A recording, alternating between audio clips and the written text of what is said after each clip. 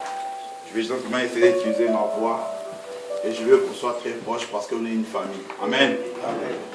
C'est comme si on s'est retrouvés dans une maison et qu'on parlait.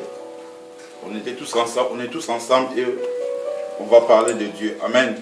Amen. Nous pouvons ouvrir nos Bibles. Que le Saint-Esprit nous aide.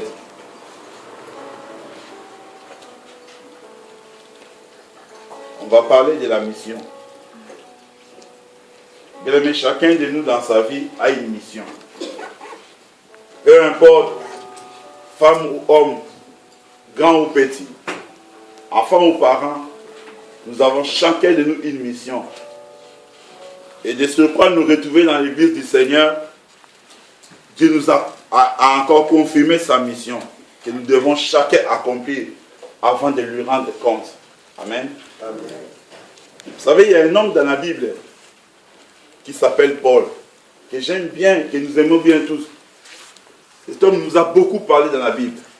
Quand nous lisons le livre de 2 Corinthiens chapitre 1, les versets 1 et 2 nous disent ceci. Saint-Esprit, aide-nous.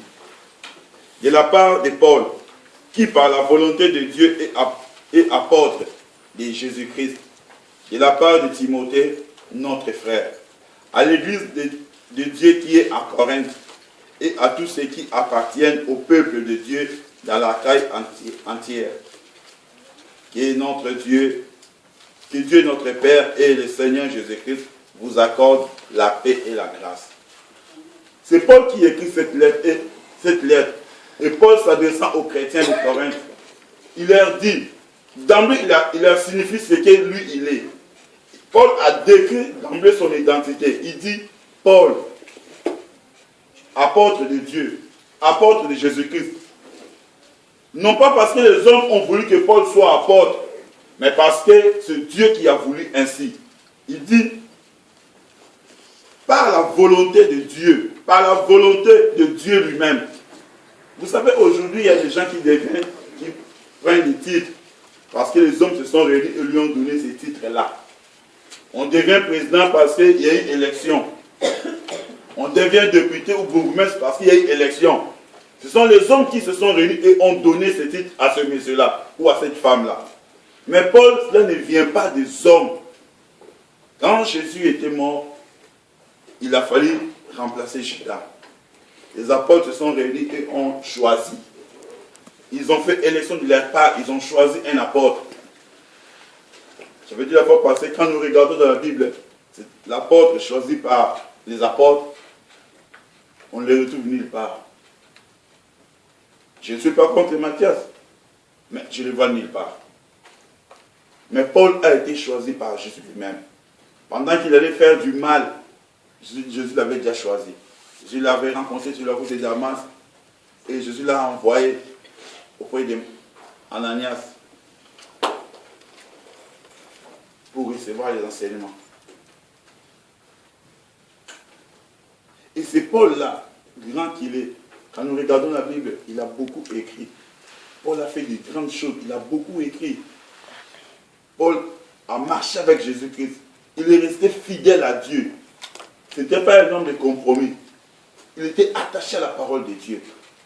Mais cet homme-là nous révèle quelque chose de très important dans nos vies. Il nous révèle la mission que nous devons accomplir avant de retourner auprès de notre Seigneur. Paul nous révèle la mission que nous devons accomplir avant de retourner. Et cette mission nous est donnée par Dieu lui-même. Peu importe, je peux dire aujourd'hui que je ne suis pas pasteur. Tu n'es pas pasteur. Nous ne sommes pas des pasteurs. Ce n'est pas à nous de le faire. Pasteur ou pas, choriste ou pas, intercesseur ou pas, même si tu es sur le banc aujourd'hui, nous sommes tous obligés d'accomplir cette mission. Et nous tous nous rendrons compte devant l'Éternel de la mission. Dieu nous posera la question, qu'as-tu fait de la mission que je t'avais donnée? As-tu bien rempli cette mission? Ou bien nous dirons, Seigneur, si je ne l'ai pas rempli, parce que tel frère m'énervait, parce que tel autre faisait du mal, ou tel autre m'a fait ça. Il n'y aura pas d'excuse, bien-aimé. Le pasteur a dit ceci, nous devons grandir. Nous devons quitter ce stade-là d'enfantillage et toucher autre chose, passer à autre chose. Amen. Amen. Bien, mais qu'est-ce que Paul voulait nous dire comme mission, bien-aimé? Quand nous lisons 2 Corinthiens chapitre 4, du verset 1 au verset 4, il est écrit ceci. Dieu, dans sa bonté, nous a confié cette tâche. Et c'est pourquoi nous ne perdons pas courage. Nous avons renoncé à toute action cachée ou honteuse. Nous agissons sans ruse. Nous ne falsifions pas la parole de Dieu. Au contraire, nous faisons connaître clairement la vérité et nous nous rendons ainsi recommandables au jugement de tout être humain devant Dieu. Cependant, si la bonne nouvelle que nous annonçons paraît obscure, elle ne l'est que pour ceux qui se perdent. Ils ne croient pas parce que Satan, le Dieu de ce monde, a aveuglé leur intelligence. Ces dieux les empêchent de voir la lumière diffusée par la bonne nouvelle de la gloire de Christ, lesquels est l'image même de Dieu. Amen. Amen. Paul nous rappelle ceci, que Dieu dans sa bonté nous a confié une tâche, un travail, une mission. Dans sa bonté, donc Dieu lui-même, au fond de lui, Dieu est bon. Il ne nous a pas confié une mission difficile. Il ne veut pas que nous puissions souffrir. Mais dans sa bonté, on n'a pas dit dans sa puissance, non. Parce qu'on dira que la puissance est un peu dure.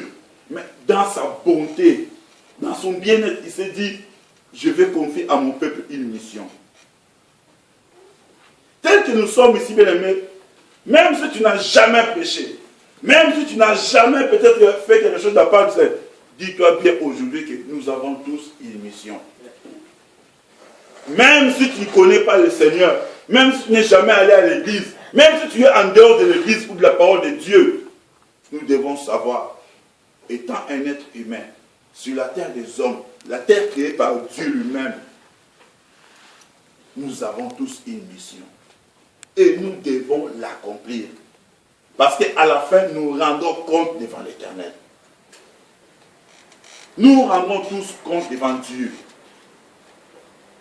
Dieu, il s'est dit, je vais confier à mon peuple une mission, une tâche, quelque chose à faire. Parce que Dieu nous connaît. Quand nous lisons tous ces chapitres, on verra, Dieu nous connaît, la Bible dit, Dieu nous connaît parfaitement. Donc il n'y aura pas d'excuse.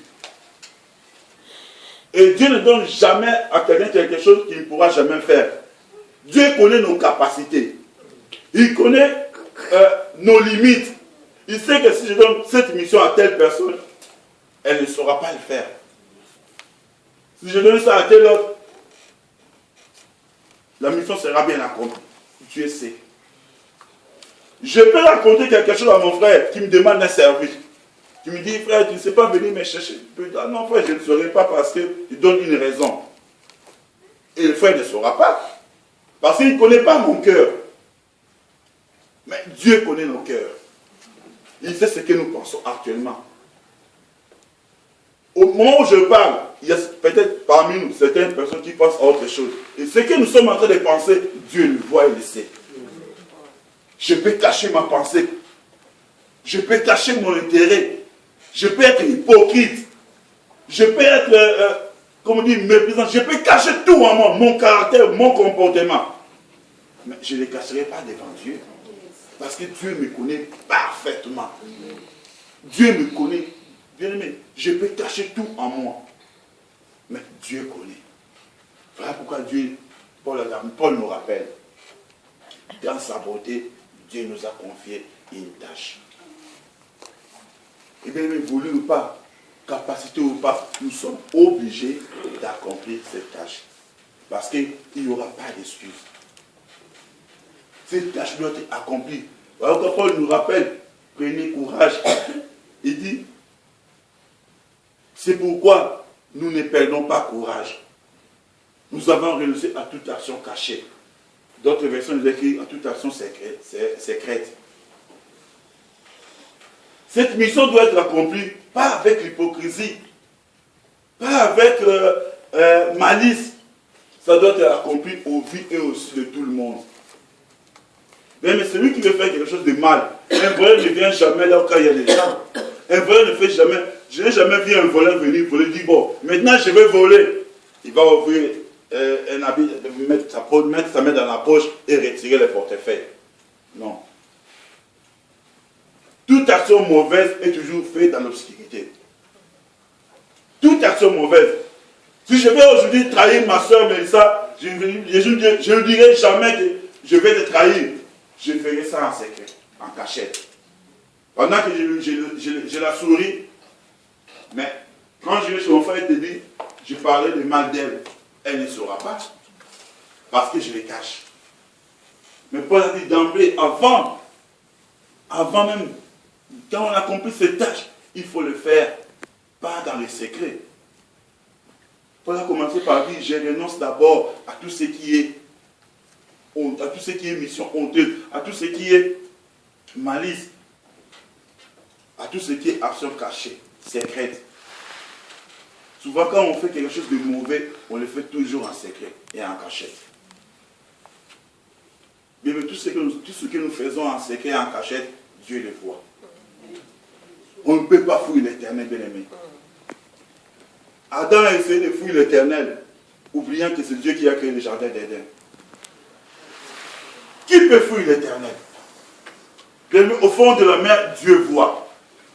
Même si nous montons au ciel ou à la lune, comme certaines personnes veulent aller habiter à la lune, Dieu voit. Amen. Quel est l'endroit où on peut cacher, où on peut se dire, bon, là, je m'en vais. L'autre a essayé de fuir même dans les poissons. Dieu l'a vu. Qu'est-ce qu'on peut aller? Bien, mais écoutons, s'il vous plaît.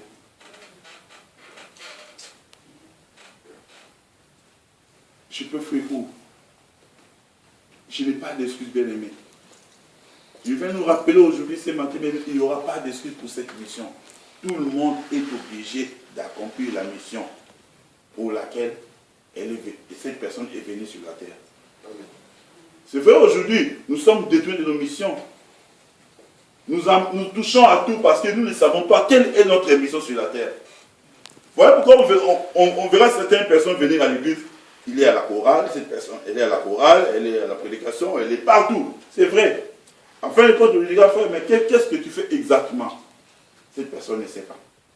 Parce qu'elle touche à tout. Et lui, de bien faire encore, elle fait ça mal.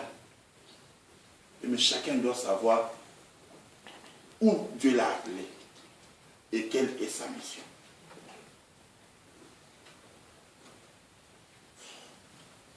Bien, à l'église de pasteur a dit, on prêche. Je me dis, ah, gloire à Dieu, parce que je cherchais vraiment des signes. Et merci, parce que Dieu l'a montré au travers de faire, mon Dieu, pasteur. Nous devons connaître. Gloire à Dieu, parce qu'à l'église, on ne falsifie pas la parole de Dieu. Nous essayons de dire au peuple de Dieu ce que la Bible dit. La vérité. Bien, mais laisse-moi nous dire la vérité que de cacher la vérité. Je peux aujourd'hui, nous pouvons aujourd'hui à l'église vous dire non, ce n'est pas grave, c'est rien de faire ça.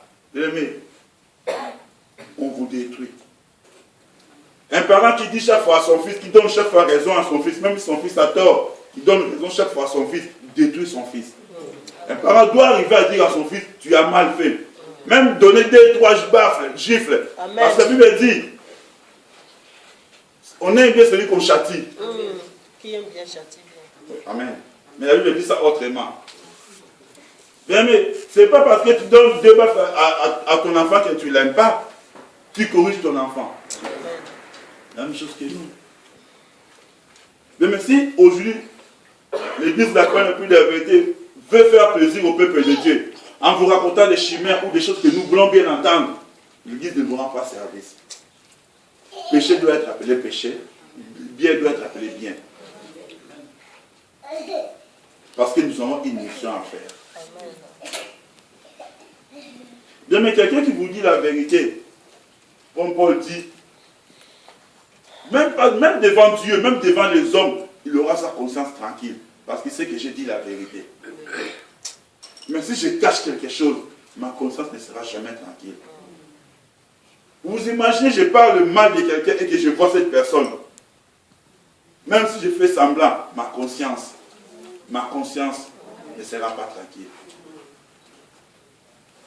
Évitons d'être hypocrites devant les gens. Et de se croire devant l'Éternel notre Dieu. Parce que la mission que nous devons accomplir nous amène à marcher dans la lumière, pas dans les ténèbres.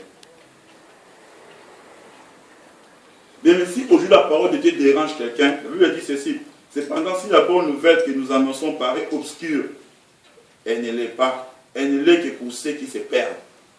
La personne qui croit que la parole de Dieu la dérange, cette personne est appelée à se perdre. Amen. Parce que la Bible dit dans 2 Timothée, je crois, 3,16. 2 Timothée 3,16. La parole de Dieu vient pour nous corriger, pour nous éduquer, pour nous remettre dans le droit chemin. Et si cette parole, qui est la vérité, qui est Dieu, me dérange, je dois me poser des questions. Si la parole de Dieu arrive à me déranger, pour que je ne fasse pas bien ma mission pour laquelle Dieu m'a envoyé sur la terre, c'est qu'il y a quelque chose qui ne va pas. Je dois me remettre là. Mais le problème, c'est que j'ai fait le mal, je suis dans le mal, je persévère dans le mal, et je crois que je suis dans le bon. Et les gens qui sont dans le bon, je dis non, eux n'ont pas compris. C'est ça la chose qui blesse parfois. Je suis dans le mal. On vient m'aider pour me sortir de ce trou. Au lieu que je comprenne, mais je n'arrive pas à comprendre.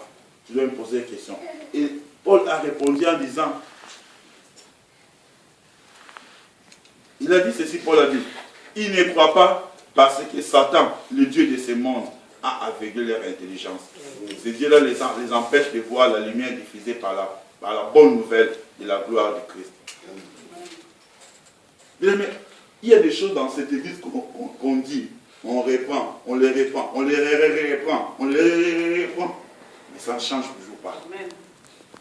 Je me dis, quand les pasteurs ont donné ces versets, ils ne connaissaient pas ce que j'allais dire aujourd'hui. Nous devons avancer, bien aimés. Nous avons quelque chose à faire, la mission. Il se peut qu'on n'a pas encore commencé cette mission. Peut-être certains ont déjà commencé. Nous devons arriver au bout de la mission, à la fin de la mission. Mais qu'est-ce qui nous empêche de voir, d'être illuminés par le Saint-Esprit? Parce que le Dieu de ce monde nous a aveuglés. Bien aimé, je continue à trahir mes frères, je continue à parler mal, je continue à faire ce qui est mauvais.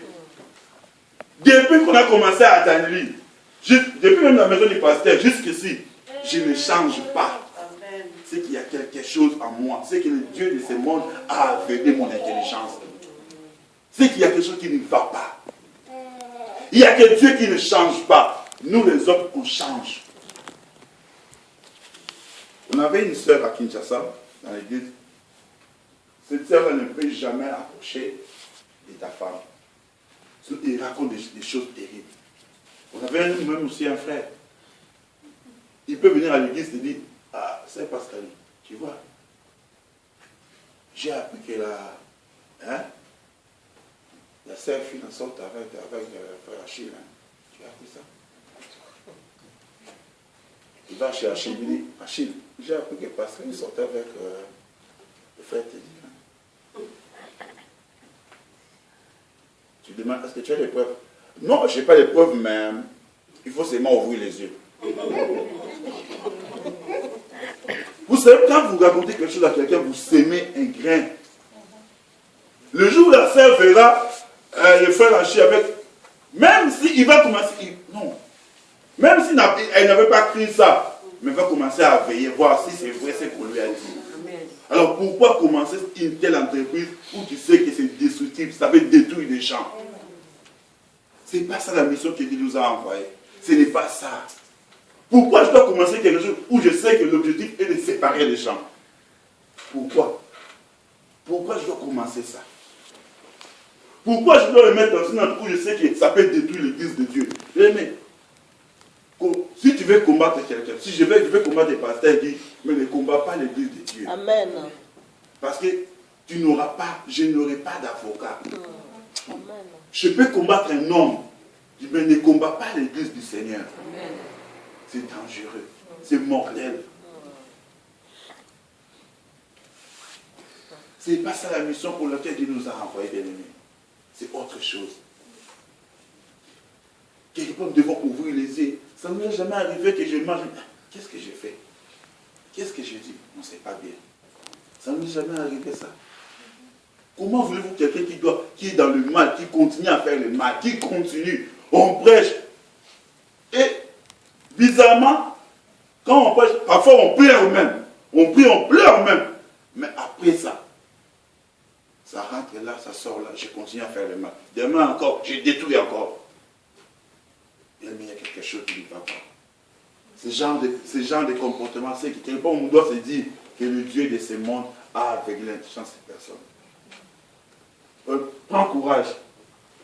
Dis, je n'en peux pas, j'ai besoin de la délivrance. C'est ça ce qu'il faut, bien aimer. C'est ça ce qu'il faut. L'humilité précède la gloire. Prends courage. Dis, je dois me dire, non, j'ai quelque chose. Comme Paul a dit dans Romains, ce que je fais, je n'arrive pas à le faire. Le mal que je vis, c'est ça que je fais. Paul a dit, mais pourtant Paul c'est un grand homme. Je ne vois pas sincèrement dans le Nouveau Testament quel est cet apôtre qui a écrit plus que Paul. Je ne le vois pas. Mais Paul a dit, le mal que je vis, c'est ça que je fais. Mais quel est le mal que Paul a fait? Si on lit vraiment la Bible, à part avant de raconter, il était encore seul, on peut comprendre. Mais quand il a eu le nom de Paul, qu'est-ce que Paul a fait comme mal? Mais cet homme-là nous dit, le mal que je vis, c'est ça que je fais. Le bien que je vais faire, je n'arrive pas à le faire. Malheureux que je suis, qui me délivrera? Nous devons arriver à ça, bien-aimés. Qu'est-ce qui est dans nos cœurs, bien-aimés? Qu'est-ce qui est dans nos cœurs? Nos cœurs. Qu'est-ce qui est dans ton cœur, dans mon cœur? C'est quoi qui est là? Qui fait que je dois toujours faire le mal? Je dois toujours diviser, parler. Mais on peut se réunir entre frères et sœurs. La Bible est vaste. Genèse jusqu'à Proverbe. Il y a beaucoup de choses à partager dans la Bible. Que de parler du mal de tel ou de tel homme. 2 heures du temps, vous parlez du mal de frère Lucas. Un exemple à faire. 2 heures du temps, vous parlez du mal de quelqu'un. 3 minutes pour la prière. 2 heures, on parle du mal de quelqu'un. 3 minutes pour la prière. Et puis le chant de prière, Seigneur, merci, tu es bon, tu es glorieux. Amen, amen. C'est trop bien. Ce n'est pas ça la mission que Dieu nous a envoyée.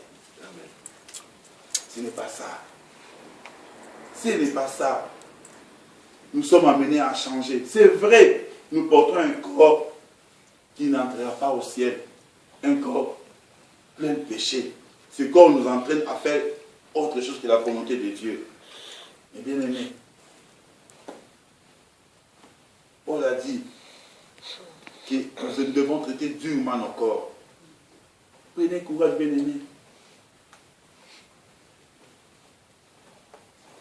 La tâche que Dieu nous a donnée, il sait lui-même. Nous n'accomplirons pas ça seul. Il sera avec nous. Mais nous devons changer. Mais nous devons changer nos cœurs. Nous devons changer nos cœurs.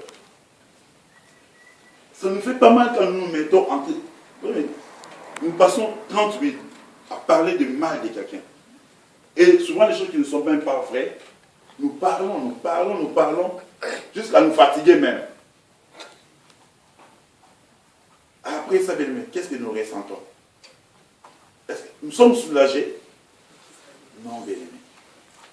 Non. Dieu ne nous appelle pas à ça.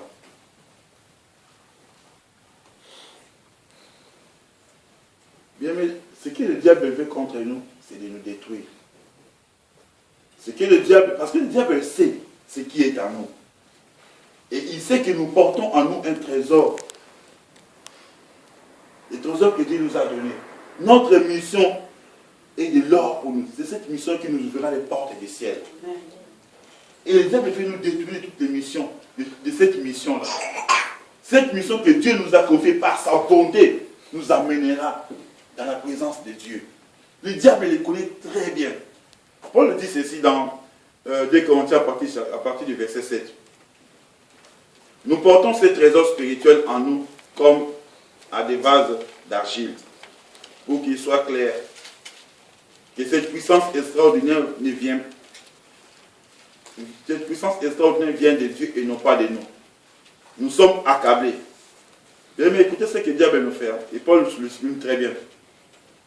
Nous sommes accablés de toutes sortes de souffrances. Mais nous ne serons pas écrasés. Mais si nous portons bien notre mission, c'est vrai, cette mission n'est pas facile. On sera accablé de souffrances. On sera attaqué de toutes parts. Mais ce que nous devons savoir, nous ne serons jamais écrasés. Même si tu fais bien ta mission, continue à le faire. La souffrance viendra, mais tu ne seras jamais écrasé. Parce que nous savons à qui nous avons cru. Et Paul d'ajouter, nous serons inquiets, mais nous ne serons pas désespérés. L'inquiétude viendra. Comment je peux accomplir ma mission?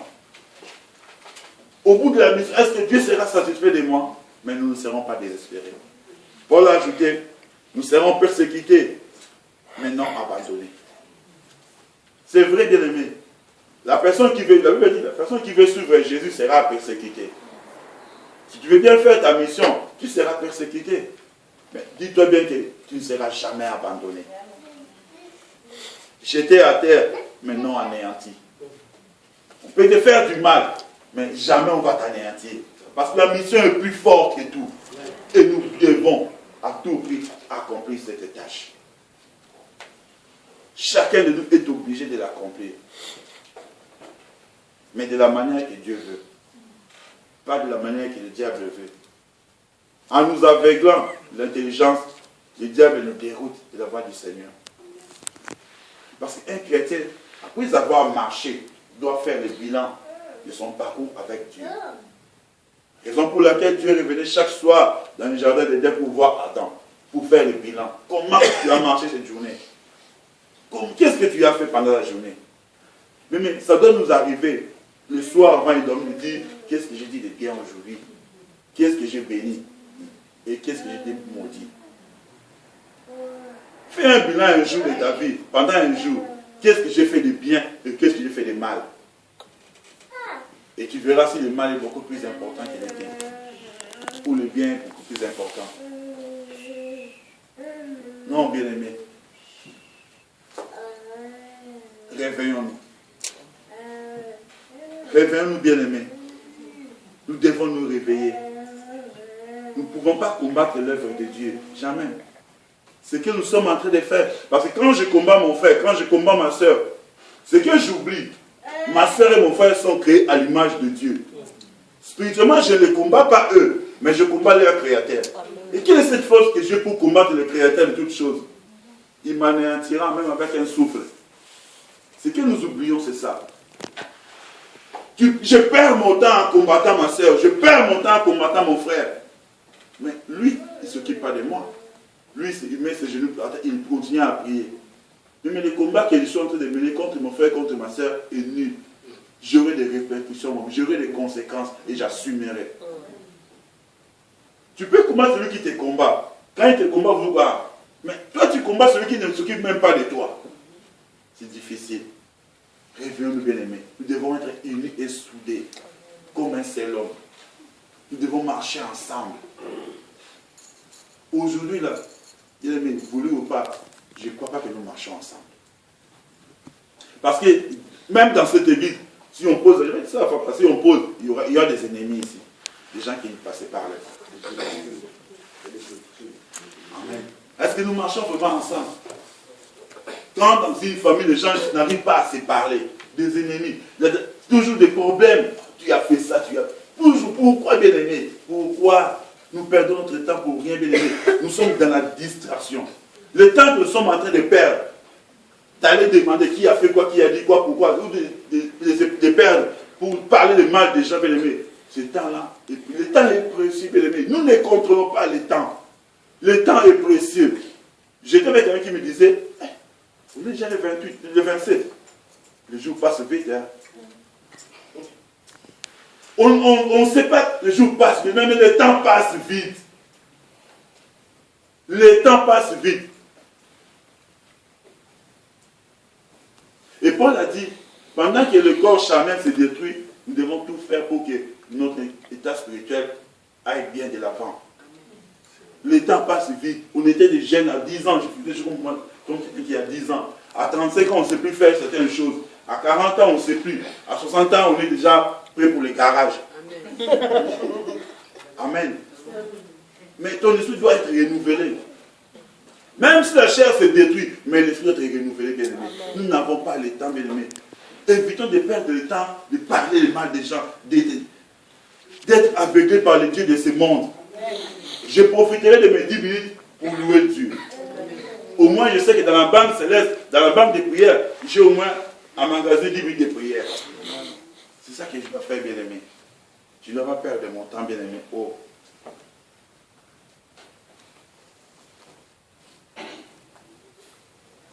Et c'est quoi la mission que Dieu nous a donnée, bien aimé?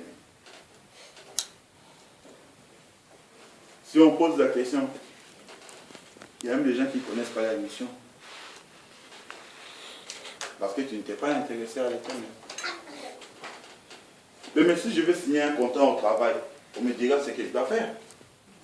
Si on signe un contrat dans un travail, on te dit, bon, toi ton travail c'est faire ça. Si je ne le fais pas, le travail ne sera pas content de moi. Parce que je ne fais pas ma mission. Et quelle est ta mission sur la terre? Peut-être tu me diras, Dieu m'a créé pour l'adorer. Oui, tout le monde doit adorer Dieu, parce que Dieu dit tout ce qui respecte l'Éternel. Mais ce n'est pas ça la mission. Est-ce qu'on s'est déjà posé la question, quelle est ma mission sur la terre? Nous nous sommes déjà posé la question, quelle est pourquoi de ma présence sur la terre? Pourquoi Dieu m'a créé sur la terre? Pourquoi il ne m'a pas créé un chien ou un chat? Pourquoi il m'a créé un homme et une femme sur la terre? Pourquoi Dieu m'a envoyé sur la terre? Pourquoi? Nous devons le savoir, bien aimés. 2 Corinthiens chapitre 5, verset 17. À partir du verset 17.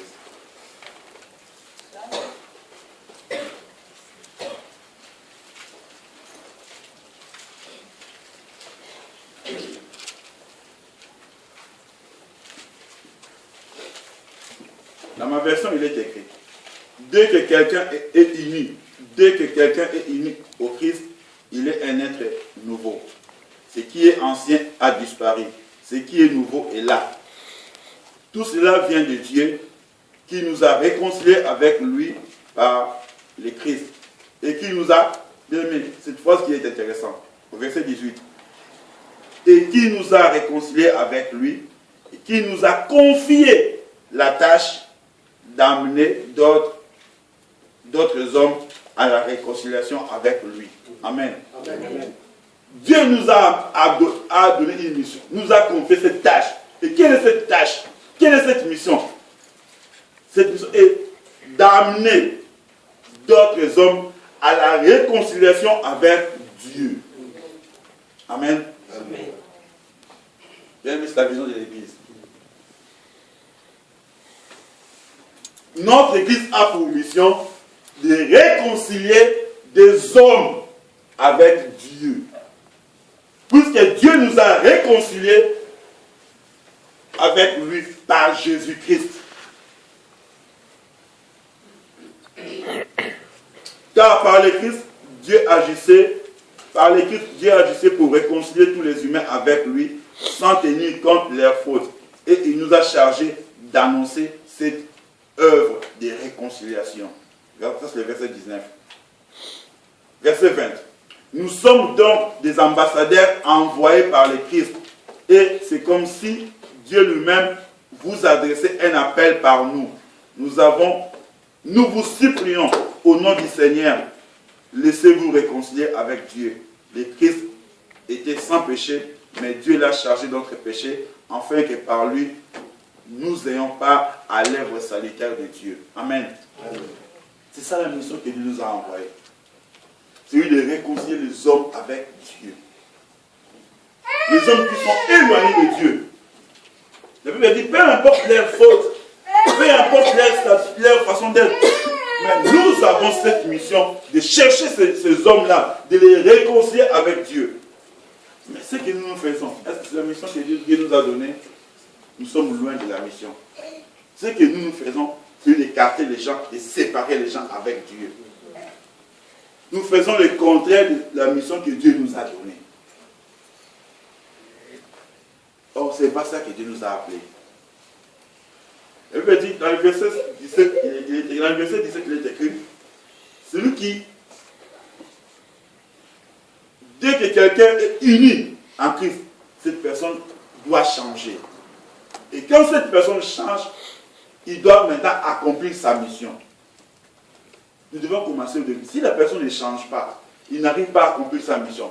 Mais laissez-moi douter de votre conversation avec Dieu. Parce que la personne qui a goûté au Seigneur, qui est unie à Jésus, doit accomplir la mission que Jésus lui a confiée. Cette mission, c'est quoi? C'est de prendre les gens, de les réconcilier avec Dieu. Les gens qui étaient en foi avec Dieu, les gens qui avaient des problèmes avec Dieu, nous devons aller chercher ces gens-là, les amener auprès du Seigneur pour qu'ils deviennent amis avec le Seigneur. Mais quand nous prenons les gens qui sont à l'église déjà, qui sont amis avec le Seigneur, nous les séparons avec Dieu, nous faisons les contraires. Donc nous faisons le boulot du Dieu de ce monde, le diable, celui qui cherche les gens à l'église et qui les ramène dans le monde. C'est pas ça ce que Dieu veut. Dieu veut que nous faisons ceux qui sont dans le monde et nous les ramenons à l'église. Et non pas prendre ceux qui sont à l'église et les faire dans le monde. Mais or, nous faisons le contraire. Parce que quand je parle du mal de ma sœur Pascaline, je la tue. Je la repousse. La sœur va se dire, c'est ça l'église. J'ai fui le monde parce qu'on parlait de mal de moi. Je viens à l'église. On me rappelle mes péchés. On me rappelle mes... Non, je préfère rester dans le monde. Et souvent, quand on le fait à l'église, c'est avec agressivité. Non, bien aimé. Non, non. Dieu a accepté ces gens-là avec leurs fautes. Ce n'est pas à moi de juger. Peu importe si les frères étaient voleurs, peu importe si les frères étaient prostitués, peu importe si les frères étaient escrocs. Mais puisque Dieu l'a appelé comme ça, moi je dois faire ma mission, c'est de lui dire, frère, Dieu t'a pardonné, viens à l'église. Ce n'est pas à moi de dire, tu sais là, il était voleur avant. Ce n'est pas à moi. Puisque celui qui l'a créé, son propriétaire, Dieu l'a pardonné. Qu'est-ce que moi j'ai à faire encore? Ce n'est pas à moi de m'occuper de ça. Dieu est plein de compassion et de miséricorde. Quand Dieu pardonne quelqu'un, moi je le dis Amen. Parce que moi aussi j'ai mes péchés à moi. Je suis le premier à pointer du doigt aux gens, mais je ne regarde pas ce que moi j'ai fait. Si on est allé nos vies aujourd'hui, chaque jour on est allé les vies des gens, ou sur la télévision, on doit aller voir, mais on sera surpris. On sera des gens qui se comportent pour des pharisiens avec des dénis blancs, des tombeaux blanchis. Si on regarde leur cœur, on verra la différence entre le cœur et les habits, entre l'intérieur et l'extérieur. Si on est attaché au Dieu de ce monde parce qu'il y a quelque chose qu'on n'a pas encore séparé. Mais j'ai cherché aujourd'hui, vous mettez un signe. Je bénis Dieu parce que j'ai été ici. Quand le pasteur est monté, quand le frère est monté, mais la Bible dit ceci. N'allez pas vous placer sous le même joug que les incroyants, d'une manière absurde. Comment, en effet, ce qui est juste pourrait-il s'associer plutôt à ce qui est mauvais? Comment la lumière pourrait-elle s'unir avec l'obscurité? Comment le Christ pourrait-il s'entendre avec le diable? Ou bien, qu'est-ce qu'un croyant peut avoir en commun avec un incroyant? Quel accord peut-il y avoir entre les temples de Dieu et les idoles païennes? Car nous sommes les temples de Dieu vivant, comme Dieu lui-même l'a dit. Quel rapport doit-on avoir avec les ténèbres? Si j'ai un rapport avec le ténèbre, c'est que moi j'ai ce ténèbre aussi. Parce que quand la lumière vient, ça chasse les ténèbres. Si aujourd'hui le soleil est caché derrière la lune, on voit il y a l'éclipse, hein? Il y a une ombre qui rentre. Si aujourd'hui il n'y a pas de soleil, s'il n'y a pas de soleil, il n'y aura pas la lumière. Quand la lumière vient, c'est pour chasser les ténèbres. Je n'ai jamais vu la lumière cohabiter avec les ténèbres ou l'obscurité. Je n'ai jamais vu ça. Il y a la lumière, il y a l'obscurité, ça cohabite. Soit il y a un, soit il y a un autre. Soit il y a la lumière, soit il y a les ténèbres. Il n'y a pas les deux en même temps. Comment je peux être un enfant de Dieu? En même temps, je détruis mon frère, je dis, en même temps, je suis son ami. Ça ne se fait jamais. On ne peut pas être ami de quelqu'un, en même temps, son ennemi. ça ne marche jamais. Ou on est l'ennemi, ou on est ami. Les deux ne marchent pas de pair. Je ne peux pas dire aujourd'hui que je suis ami de mon frère Marini, je suis en même temps son ennemi. Ça ne marche jamais. Ça ne marche jamais. Ça, c'est l'hypocrisie. Ou je t'aime ou je ne t'aime pas. C'est ça qui doit être. Je suis content. Vous voyez, moi, je dis à quelqu'un, j'aime les gens qui disent, mon frère, je ne t'aime pas. Je dis, ah, ça, j'aime. Je sais qu'il a, celui-là ne m'aime pas. Donc, il n'y a même pas le cas qu'il a fait, je sais qu'elle ne m'aime pas. Mais dire à quelqu'un, hey, mon frère, ma soeur, mais dès que la personne tourne le dos, c'est lui l'ami. Et c'est quoi? Moi, ce que je crois, elle va oser, elle va voir. Comment on peut faire ça? Et on est à l'aise. Le cœur de l'homme. Comment on peut arriver à faire ça? Je vois mon frère, la Bible dit, quand tu vois ton frère dans les problèmes, approche-toi de lui, dis-lui, mon frère, ce que tu m'as fait, je n'ai pas aimé. Le frère te donnera l'explication. Ah, excusez-moi, je l'ai fait parce que je croyais. Ah, d'accord. Bon, on garde la paix, c'est fini. Mais au lieu de faire ça, nous les chrétiens, on ne fait pas ça. Je prends une troisième personne. Tu sais, il m'a fait ça. Quand tu parles, ça va.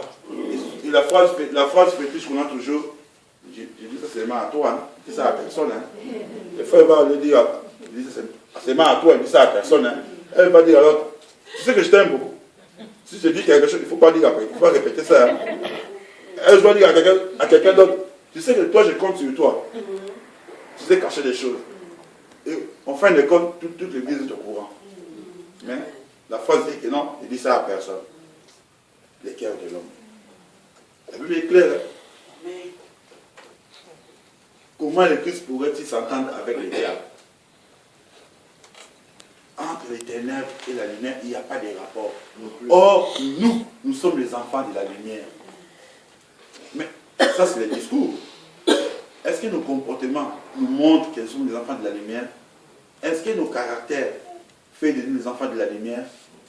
Bien, mais, vous savez, on juge un arbre à partir de ses fruits. L'arbre ne dit jamais aux gens que je suis un arbre, je porte les pommes. Moi, je suis un arbre qui porte des pommes. C'est à partir des pommes qu'on sait que non, cet arbre-là, c'est l'arbre qui porte des pommes ou des poires. L'arbre ne dit rien, mais c'est avec les fruits qu'on nous, on sait. Ça ne sert de dire des discours que je suis. On verra ça par nos comportements. C'est ça qui dit que non, je peux faire confiance à telle personne ou non. Bien, mais Dieu nous fait confiance. Vous savez pourquoi? Parce que tous les matins, les chrétiens doivent parfumer le trône de Dieu. Par quel parfum, moi ou toi, nous parfumons le trône de Dieu? Parce que nous sommes appelés à parfumer le trône de Dieu.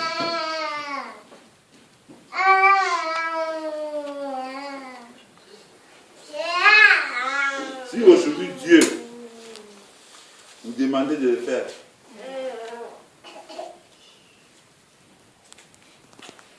par quel parfum? Parce que nos prières devant Dieu, c'est comme le parfum des bonnes odeurs. Et aussi, aujourd'hui, Dieu décide quel est ce parfum avec lequel nous devons parfumer le trône de Dieu. Nous allons plutôt parfumer le trône de Dieu. Si mon comportement n'est pas digne d'un enfant de Dieu, si mon comportement est éloigné des enfants de Dieu, si mon comportement est un comportement de ténèbres,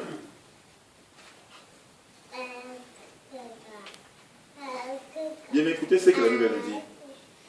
Mais loué soit l'Éternel, loué soit notre Dieu, car il nous entraîne sans cesse dans les cortèges des victoires du Christ. Par nous, il fait connaître le Christ en tout lieu, comme un parfum dont l'odeur se répand partout. Nous sommes en effet un parfum à l'odeur agréable, offert par le Christ à Dieu. Nous le sommes pour ceux qui sont sur la voie du salut et pour ceux qui se perdent.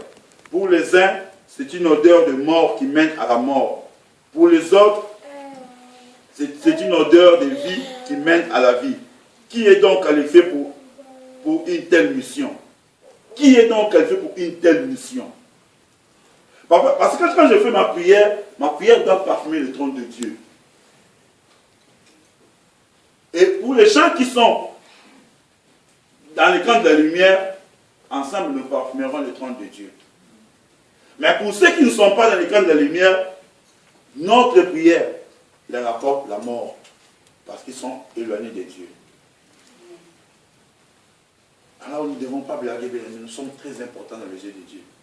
Ce qui a fait de nous des parfums pour parfumer le trône de Dieu. Nous devons faire très attention, bien-aimés. Vous vous imaginez Dieu, je le faisais Dieu en tant qu'être humain, comme ce dimanche avant de sortir de chez nous. Beaucoup de nous l'ont fait peut-être. On a pris une bouteille de parfum, on a fait. Vous imaginez? Donc Dieu aussi, avant de sortir, tu imagines que Dieu étant un homme, il veut sortir pour aller dans son bureau, dans son trône pour écouter nos prières. Il sort, il prend ta prière. Il fait, la prière dit, tu condamnes. Il prend ta prière, c'est l'amour. Lequel des prières Dieu va choisir?